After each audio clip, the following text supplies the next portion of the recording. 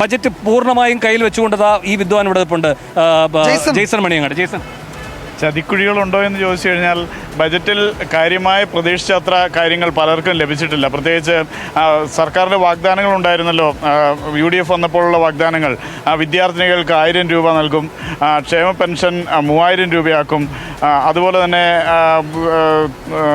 തൊഴിലന്വേഷിക്കുന്ന സംരംഭകർക്ക് കൂടുതൽ വായ്പാ സംരംഭങ്ങൾ നൽകും.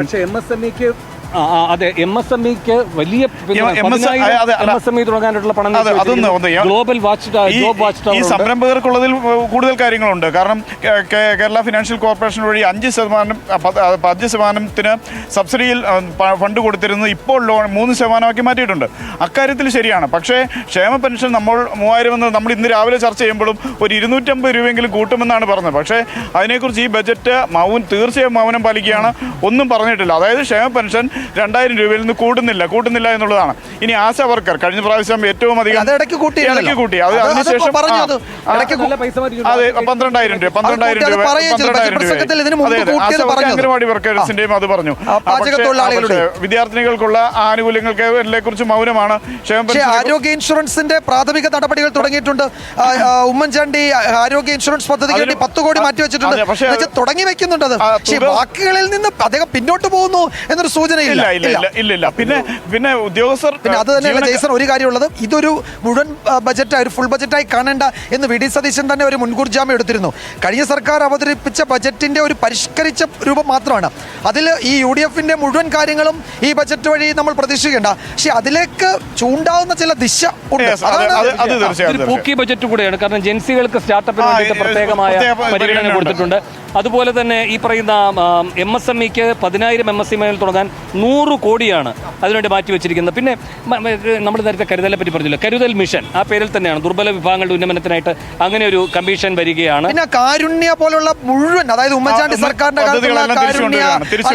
എന്താണ് സാന്ത്വനം, ആ പ്രോജക്റ്റുകൾ മുഴുവൻ നിലനിർത്തുകയാണ്.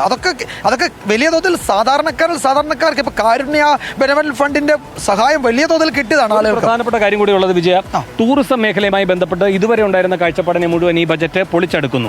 ടൂറിസം ഒരു മുൻഗണനാ മേഖലയാക്കുക എന്ന് മാത്രമല്ല, വ്യവസായ മേഖലയ്ക്ക് കൊടുത്തുകൊണ്ടിരിക്കുന്ന ആനുകൂല്യങ്ങൾ മുഴുവൻ ഇനി മുതൽ ടൂറിസം മേഖലയ്ക്കൂടെ കിട്ടുന്നതിന് വേണ്ടി ടൂറിസത്തെ വ്യവസായമായി പ്രഖ്യാപിക്കുന്നു എന്ന് പറഞ്ഞിരിക്കുന്നത് പ്രധാനമാണ്.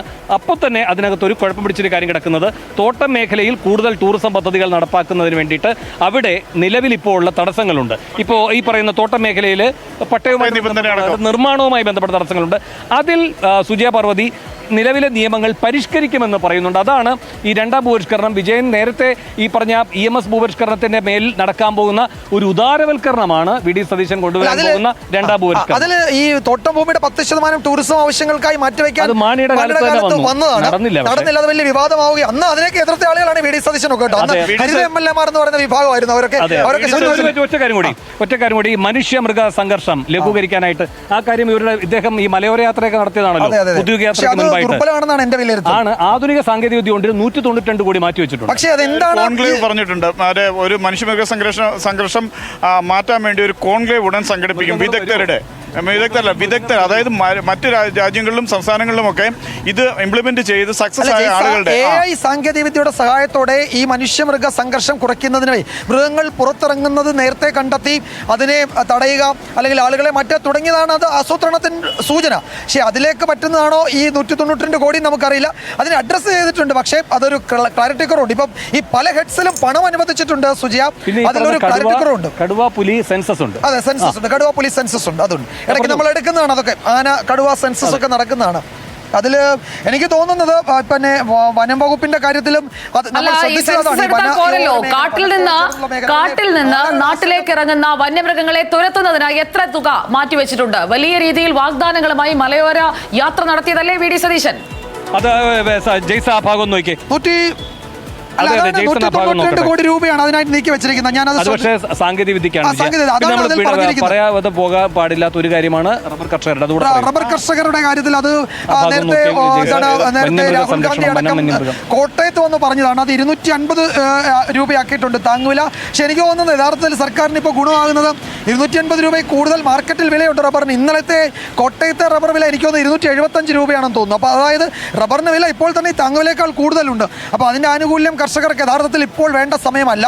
അത് കുറച്ചുകൂടി കൂട്ടിയാൽ മാത്രമേ അത് ആ പ്രതീക്ഷിച്ച തരത്തിലേക്ക് ആനുകൂല്യം കിട്ടൂ. ഇന്നലെ 275 രൂപ നമ്മുടെ കേരള മാർക്കറ്റിൽ റബ്ബറിന് വിലയുണ്ട്.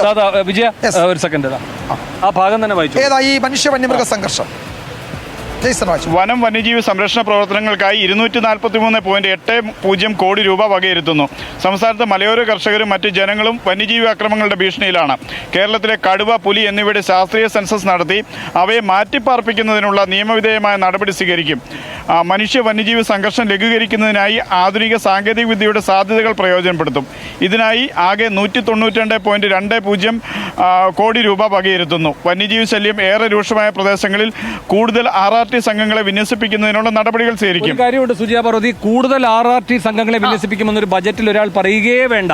ആ ഒരൊറ്റ കാര്യമല്ലാതെ സുജിയ പാർവതി ചൂണ്ടിക്കാട്ടിയതുപോലെ ഈ കാര്യത്തിൽ പ്രായോഗികമായ നടപടികൾ എന്ത് എന്നതിനെ പറ്റി ഒരു കാഴ്ചപ്പാട് ഈ ബജറ്റിൽ ഇല്ല. ഉപയോഗിക്കുമെന്ന് മാത്രമേ പറയുന്നുള്ളൂ. അത് എങ്ങനെയെന്നത് ഒരുപക്ഷെ സാങ്കേതികവിദ്യ അവിടെ നിൽക്കട്ടെ വിജയകുമാർ, സാങ്കേതികവിദ്യ അവിടെ നിൽക്കട്ടെ. ഫെൻസിംഗ് അടക്കമുള്ള അടിയന്തരമായി ചെയ്യേണ്ട കാര്യങ്ങൾ. ഈ സർക്കാർ വന്നതിന് ശേഷം എത്ര മനുഷ്യരാണ് കാട്ടാന ചവിട്ടി എത്ര പേരെ കൊന്നു? അത് അത്ര വന്യജീവി സംഘർഷങ്ങൾ കൂടുകയാണ്. അപ്പം അതിന് പ്രതീക്ഷിക്കുന്ന അത്ര ഒന്നും ഉണ്ടായിട്ടില്ല എന്നുള്ളതാണ് ഒരു വസ്തുത. മലയോര യാത്രയിൽ അദ്ദേഹം പറഞ്ഞത് സുജിയ പാർവതി AI സാങ്കേതിക വിദ്യയുടെ സഹായത്തോടെ ഇത് ലഘൂകരിക്കുമെന്നാണ് പറഞ്ഞിരിക്കുന്നത്. അപ്പൊ അത് പറഞ്ഞു. അപ്പൊ 192 കോടി അതിനുവേണ്ടി മാറ്റി വെച്ചിരിക്കുന്നത്. നമ്മൾ മൊത്തം ഈ ബജറ്റ് എടുത്തു കഴിഞ്ഞാൽ ഈ പറയുന്ന തൊഴിലുറപ്പ് പദ്ധതിക്കായിരുന്നു 122 കോടിയൊക്കെ മാറ്റി വെക്കുന്നത്. അതൊരു കൃത്യമായ ഇടപെടലാണ് കേട്ടോ. കാരണം നേരത്തെ 250 കോടി മതിയായിരുന്നു സംസ്ഥാന വിഹിതമായി കൊടുക്കുന്നത്. കാരണം കേന്ദ്രമാണ് അതിന്റെ സിംഹഭാഗവും വഹിച്ചിരുന്നത്. അതിലൊരു വലിയ ചൂടുമാറ്റം അവിടെ ഉണ്ടായപ്പോൾ കേരളം അതിൽ നിന്ന് പിന്നോട്ട് പോകില്ല എന്ന നല്ല ഉറപ്പ് നൽകുന്നുണ്ട്. ആ തൊഴിലുറപ്പുമായി ബന്ധപ്പെട്ട് ഈ ബജറ്റ് നൽകുന്ന ഉറപ്പ് വളരെ സ്വാഗതാർഹമാണ്. പക്ഷെ അപ്പോഴും ഈ ഞാൻ റബ്ബറിന്റെ കാര്യത്തിൽ നേരത്തെ വിജയകുമാറും വേണുഗോപാലകൃഷ്ണനും പറഞ്ഞില്ലേ റബ്ബറിന്റെ കാര്യം. വന്യജീവി ഇപ്പൊ റബ്ബർ കർഷകർ സന്ദേശം വഹിക്കുന്നുണ്ട്. റബ്ബർ കർഷകർക്ക് ഇപ്പോൾ കിട്ടിക്കൊണ്ടിരിക്കുന്ന എത്രയാണെന്ന് അറിയാമോ? RSS-4, അതായത് ഗ്രേഡ് 4 ഷീറ്റ്. ഗ്രേഡ് 4 ഷീറ്റിന് ഇന്നത്തെ വിപണി വില 1 കിലോയ്ക്ക് 276 രൂപയാണ്. RSS-5 grade 5 ഷീറ്റാണ്. അതിന് 1 കിലോയ്ക്ക് 271 രൂപയുണ്ട്. കോട്ടയത്തെയും കൊച്ചിയിലെയും ഇന്നത്തെ വിലയാണ് ഞാൻ പറഞ്ഞത്. അല്ല, അപ്പോൾ ഈ 250 കൊണ്ട് ആരുടെ കണ്ണിൽ പൊടിയിടാൻ? ഇന്നലെ 275 രൂപയ്ക്ക് റബ്ബർ കോട്ടയത്ത് വിറ്റിരുന്നു. പക്ഷേ ഒരു പ്രശ്നം എന്താ പറയുക, 250 രൂപ എന്ന് ഈ ഗവൺമെന്റ് തുടക്കത്തിൽ, അതായത് പ്രകടന പത്രികയിൽ പറഞ്ഞാണ് 250. യഥാർത്ഥത്തിൽ അതിന്റെ സമയം കഴിഞ്ഞു. ഇപ്പോൾ 275 രൂപ ശരാശരി റബ്ബർ കർഷകന് കോട്ടയം വിപണിയിൽ കിട്ടുന്നുണ്ട്. അതുകൊണ്ട് 250 രൂപ അപ്രസക്തമാണ്. അത് ഞാൻ നേരത്തെ പറഞ്ഞിരുന്നു. 180 രൂപ രാഹുൽ ഗാന്ധി പറഞ്ഞിരുന്നത് റബ്ബറിന്റെ താങ്ങുവില 300 രൂപയാക്കുമെന്നായിരുന്നു. അത് വയനാട്ടിൽ നിന്ന് വന്നപ്പോൾ ഒക്കെ പ്രഖ്യാപിച്ചതാണ്. പുതുപ്പള്ളിയിലാണെന്ന് തോന്നുന്നു 300 രൂപയാക്കുമെന്ന് പറഞ്ഞതാണ്. അപ്പൊ അതിൽ 50 രൂപ കൂട്ടിയിട്ടില്ല എന്നുള്ളതാണ്. മാത്രമല്ല നിലവിലുള്ള വിലയെ കുറഞ്ഞ താങ്ങൂലിയാണ് ഇപ്പോൾ. ഇന്ദിരാ ഗ്യാരണ്ടി നടപ്പാക്കുന്നുണ്ട്. രാഹുൽ പറഞ്ഞ ഗ്യാരണ്ടി നടപ്പിലാക്കുന്നില്ല. അതാണ് സത്യം. ഇത് കർഷകർക്ക് പ്രയോജനം കിട്ടില്ല. 275 രൂപ റബ്ബറിന് വിലയുണ്ട്. പക്ഷേ 180 ആണ് പിണറായി സർക്കാരിന്റെ താങ്ങുവില. ആ താങ്ങുവില നിശ്ചയിക്കുന്ന സമയത്ത് 150 താഴേക്കും ഇത് പോയിട്ടുണ്ട്, 150 മേളിലേക്ക് പോയിട്ടുണ്ട്. 250 താഴെയാണെങ്കിൽ ഈ ഘട്ടത്തിൽ മാർക്കറ്റിൽ ഇപ്പൊ 250 മേളിലുണ്ടാകാം. പക്ഷെ അങ്ങനെ ആകണമെന്നില്ല. എല്ലാ ദിവസവും ഫ്ലക്ച്വേറ്റ് ആണല്ലോ. അപ്പോഴും 180 നിന്ന് 70 രൂപ കൂട്ടിയിരിക്കുന്നു എന്ന് പറയുന്നത് അല്ലേ ഒരു ചെറിയ കാര്യമല്ല. റബ്ബറിന്റെ വിലയ്ക്ക് അങ്ങനെ ഒരു പ്രശ്നം കൂടിയുണ്ട് സുജ. അന്താരാഷ്ട്ര വിപണിയിൽ ഇപ്പൊ ക്രൂഡ് ഓയിൽ വില വലിയ തോതിൽ കൂടിയ സമയത്ത് ആണ് ഈ സിന്തറ്റിക് റബ്ബറിന്റെ ഉൽപ്പാദനം നിലച്ചു.